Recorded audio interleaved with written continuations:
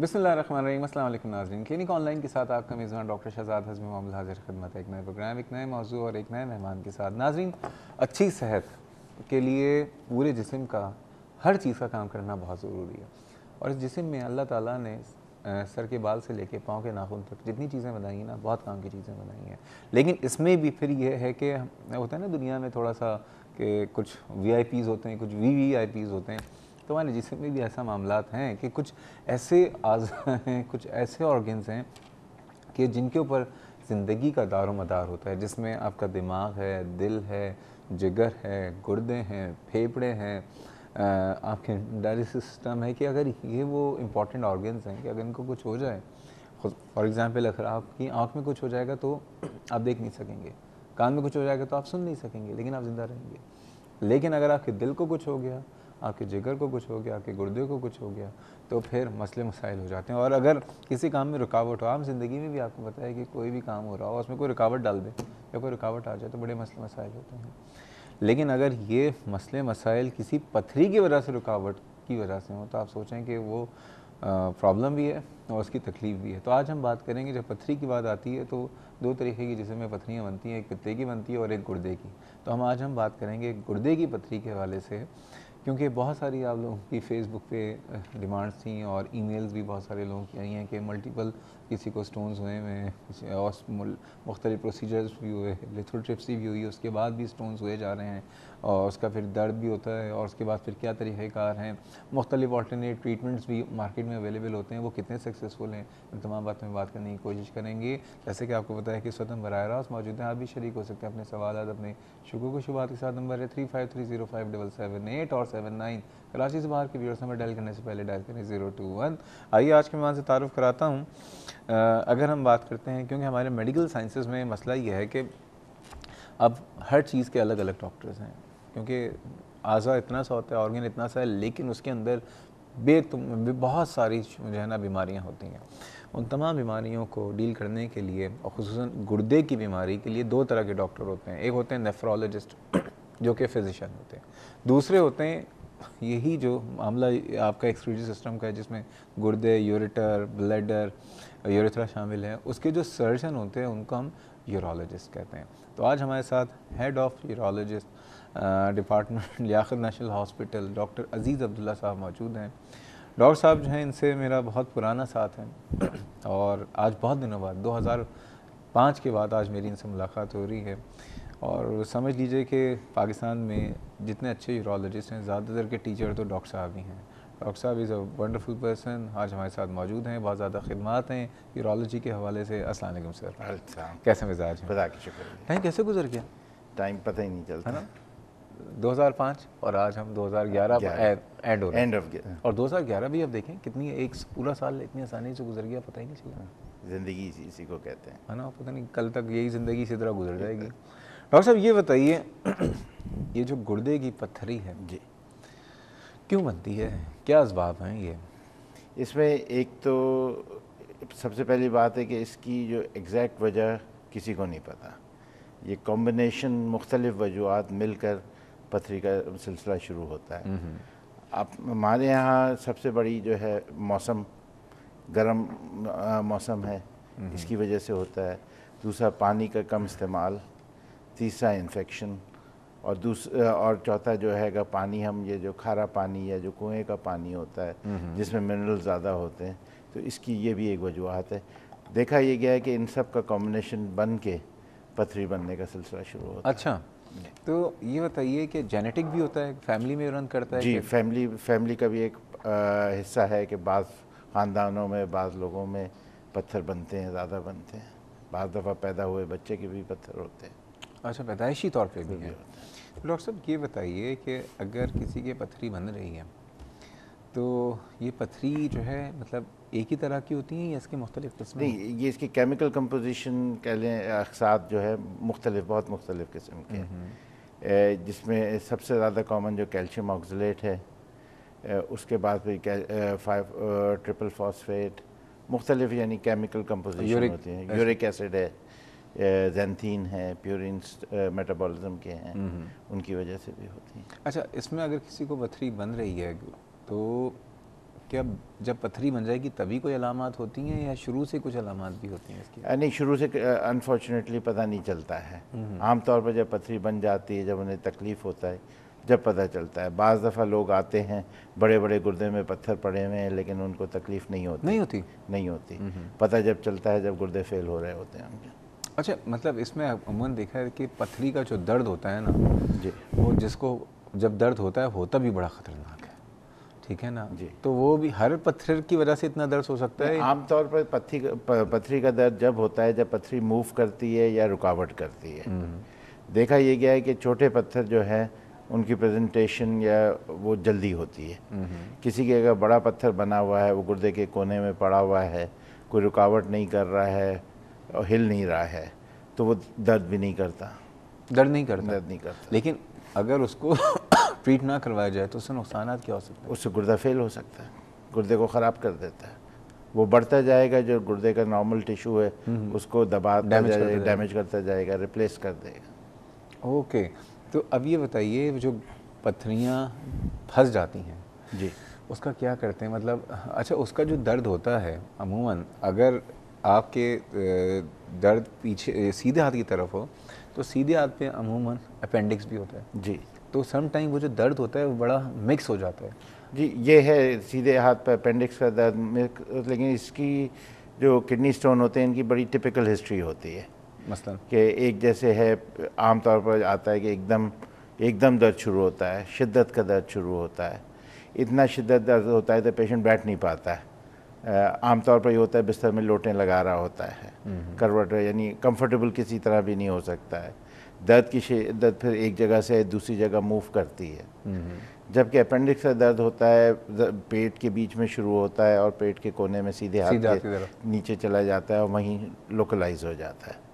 और वो पेशेंट उसमें टिपिकल ये होता है कि जब अपेंडिक्स के दर्द में कि पेशेंट हिलना पसंद नहीं करता। नहीं, पेशेंट अपेंडिक्स के दर्द में भी मैंने लोगों को लोटे लगा। हाँ, लेकिन आमतौर पर थोड़ी देर बाद वो होता है कि उसे हिलाओ ना, हिलेगा तो ज़्यादा दर्द होगा।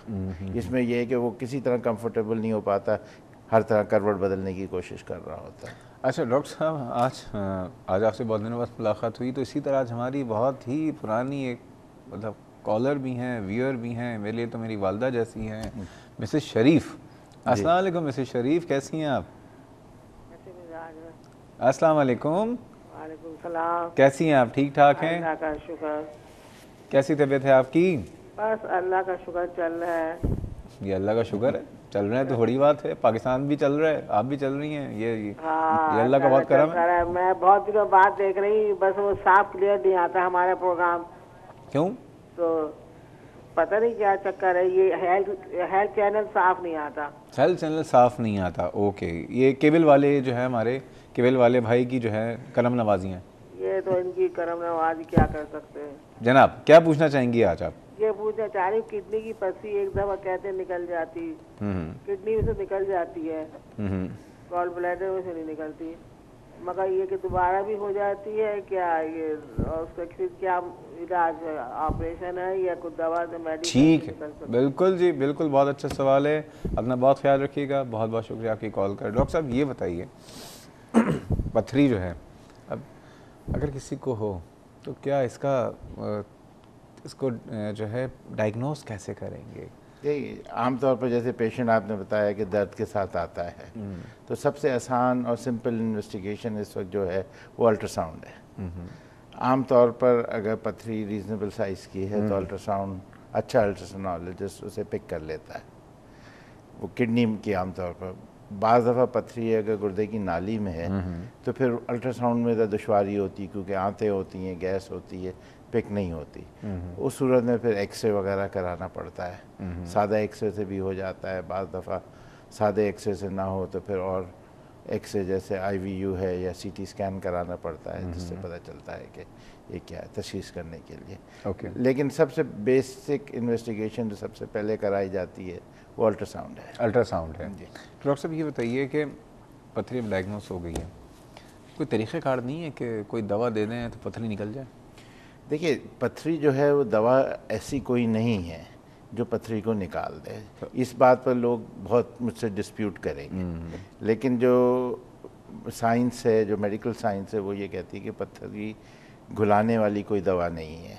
एक्सपल्शन थेरेपीज़ होती हैं जो आप उसका हम ये कहते हैं कि मरीज से कि पानी का इस्तेमाल ज़्यादा करे, चले फिरे ज़्यादा, तो उस एक्शन से छोटी पथरियाँ जिसको हम छोटी पथरी यानी छोटी से आपका क्या मतलब है? Less than 1 centimetre, less than 1 centimetre से अगर छोटी पथरी है, अगर 0.5 सेंटीमीटर या आधे सेंटीमीटर की जो पथरी है, आमतौर पर 70-80% चांस होता है कि वो खुद निकल जाएगी। लेकिन देखा ये गया है जैसे जैसे पथरी का साइज़ बड़ा होता है उसके खुद से निकलने के चांसेस कम हो जाते हैं। लेकिन बाज़ लोग जो रिकरेंट स्टोन्स हैं बना रहे हैं, निकाल रहे हैं, वो बड़े बड़े भी पत्थर निकाल देते हैं, लेकिन वो एक्सेप्शंस हैं, नॉट रूल। यानी एवरेज पर्सन जो है वो नहीं, जो बाज़ होते हैं जो 15-20 साल से पथरियाँ बार बार निकाल रहे हैं, वो बड़ी पथरियाँ निकल जाती हैं उनमें। अच्छा ये बताइए, पानी आपने कहा पानी ज़्यादा पिलाएं, एवरेज इंसान को कितना पानी पीना चाहिए? देखिए, गुर्दों की वॉश और अच्छा उसके लिए है कि पेशाब की क्वांटिटी तकरीबन 2-2.5 लीटर होनी चाहिए। सर अब पेशाब की क्वांटिटी कौन उसके ये है कि कराची के गर्म मौसम में 2-2.5 लीटर पेशाब बनाने के लिए आपको कम से कम 3.5-4 लीटर के करीब पानी, यानी 4 लीटर का मतलब ये हुआ कि 12 से 15 गिलास, 15 गिलास कम से कम ही हो, कम से कम। कम। अच्छा वो लोग जो कम पानी पीते हैं, क्या उनके अंदर भी पथरी बनने के चांसेस होते हैं? जी, उनमें भी क्योंकि पेशाब जो होता है उनका कंसनट्रेटेड हो जाता है, जिसकी वजह से जो उसमें मिनरल्स हैं उनकी कंसनट्रेशन बढ़ जाती है, और साथ अगर इन्फेक्शन वगैरह हो रहा है तो उसकी वजह से बैक्टीरिया फोकस एक्ट करता है जिसके ऊपर स्टोन बनता है। स्टोन ही बनता है, इन्फेक्शंस भी हो रहे होते हैं। तो यानी पानी जो है हमें पहली बात अपना बढ़ाना होगा, और अगर जिसको पथरी हो जाए तो उसको और भी बढ़ा देना, और ज़्यादा। अच्छा अब ये बताइए कि कुछ ऑल्टरनेट तरीक़ेकार हैं, कुछ ऑल्टरनेट हो, जिस तरह हमारे एलोपैथी के और दूसरे तरीके, वो कहते हैं कि जी हमारे पास दवाएं हैं, वो हम पथरी को गुला देते हैं और वो दवाएं दे के पथरी साइज छोटा हो जाता है, ऐसा कुछ होता है? ऐसे कहते हैं लोग, क्लेम भी करते हैं। वो अब उसमें यह है कि जैसे होम्योपैथ कहते हैं कि हम पथरी को घुला देते हैं, निकाल देते हैं। जैसे मैंने पहले ही कहा कि अराउंड लेस देन 1 सेंटीमीटर की पथरी है, 0.5 है कि 70-80% चांस ये है कि वो खुद निकल जाएगी। अब वो खुद निकली है कि दवा की वजह से निकली है, ये कोई साइंटिफिकली प्रूवन नहीं है। ओके। लेकिन बाज़ लोग क्लेम करते हैं, अब कितना सही है इसका मुझे कहना नहीं। आप लोगों ने कोई रिसर्च नहीं की उनसे उस क्लेम पे? रिसर्च देखिए, जो मेडिकल साइट पर जो रिसर्च हुई हुई है वो तो यही बताता है कि बड़ी पथरी नहीं निकलती। नहीं निकलती। अब ये जो छोटी पथरी, तो आप कह रहे हैं कि ज़्यादा पानी पिएं या डायलिसिस करें तो निकल जाए। बड़ी पथरी के लिए क्या करें? देखिए, अब बड़ी पथरी अगर छोड़ेंगे गुर्दे में तो साइज़ में बढ़ेगी, और जैसे जैसे वहाँ मौजूद है तो वो गुर्दे को डैमेज कर रही है। अनफॉर्चुनेटली गुर्दे के साथ इशू ये है कि वो एक दफ़ा ख़राब हो जाए तो रिकवर नहीं करता, वहाँ स्कार बनता है। डैमेज हो गया तो डैमेज हो गया, उसमें रीजनरेशन की कैपेसिटी नहीं है। जैसे दूसरे बाज़ ऑर्गन में, लिवर में थोड़ी बहुत है, स्किन बेहतर हो जाती है, मसल्स रिकवर कर जाते हैं। किडनी डैमेज हो गई तो वो रिकवर नहीं होती, वापस नहीं आती। बहुत नाजुक मिजाज है। नाजुक मिजाज है, तो उसका कोशिश यही होती है कि कम से कम उसे डैमेज हो। तो पत्थर जितना अरसा ज़्यादा गुजारेगा गुर्दे के अंदर, उतना वो ज़्यादा डैमेज करेगा उसे। तो नहीं, अब क्या करें, उसको निकालने का क्या तरीक़ाकार है? क्या सर्जरी कराएं या लिथोट्रिप्सी जो है एक प्रोसेस, ये क्या है? लिथोट्रिप्सी से ज़िंदगी बहुत आसान हो गई, यूरोलॉजिस्ट की ज़िंदगी आसान हो गई। क्या है लिथोट्रिप्सी? लिथोट्रिप्सी एक शॉक वेव्स हैं, मशीन होती है जो एक शॉक वेव जनरेट करती है, और वो उसका फोकस जो करते हैं बड़े एरिया से, वो छोटा फोकस होता है जो स्टोन पर आता है।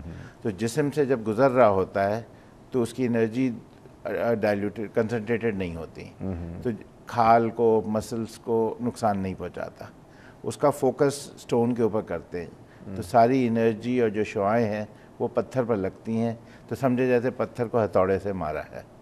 अच्छा। हाँ, तो उसको पत्थर को शैटर करता है, तो बड़े पत्थर को छोटा पत्थर कर देता है, और वो फ्लश होकर गुर्दे के सिस्टम से निकल जाता है। अच्छा, मैं आपसे ज़रूर पूछना चाहूँगा कि लिथोट्रिप्सी किन लोगों में करते हैं और उससे पहले क्या क्या काम किए जाते हैं, लेकिन उससे पहले मोहम्मद असलम साहब हैं फैसलाबाद से, ठीक है, उनसे जानते हैं कि वो क्या पूछना चाह रहे हैं। अस्सलाम वालेकुम मोहम्मद असलम साहब।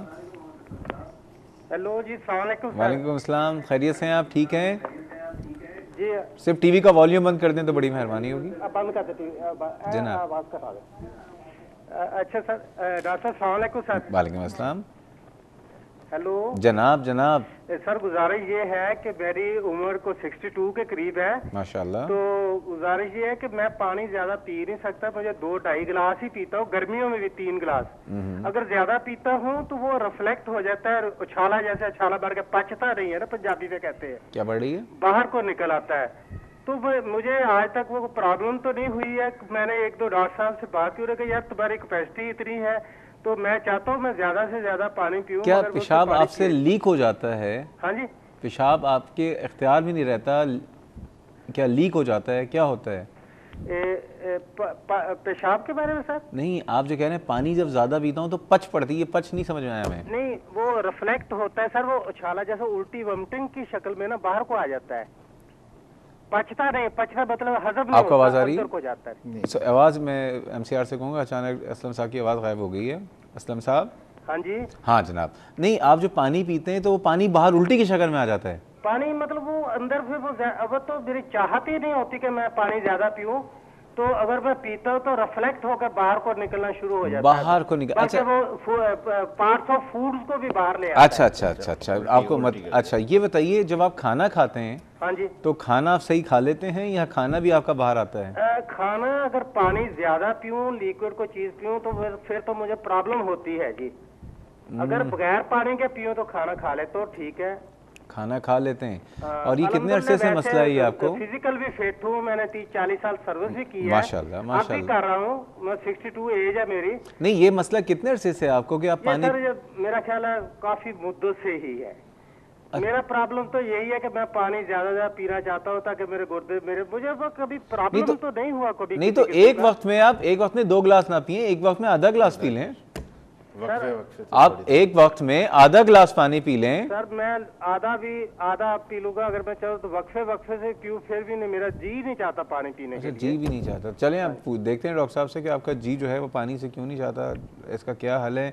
नाज़रीन, बात हो रही है पथरी के हवाले से, मोहम्मद असलम साहब की तकलीफ़ को भी एड्रेस करेंगे, और पथरी के लिए लिथोट्रिप्सी जो है वो कितनी ज़्यादा फ़ायदेमंद है, क्या उसके कोई नुकसानात भी होते हैं, अखराजात क्या होते हैं, और क्या अगर पथरी लिथोट्रिप्सी से नहीं निकलती तो फिर क्या किया जाए, और अगर एक दफ़ा पथरी निकल जाए तो क्या दोबारा पथरी के चांसेस भी होते हैं या नहीं होते। मज़ीद बातें करेंगे, जा रहे हैं छोटे से ब्रेक में, हमारे साथ रहिएगा।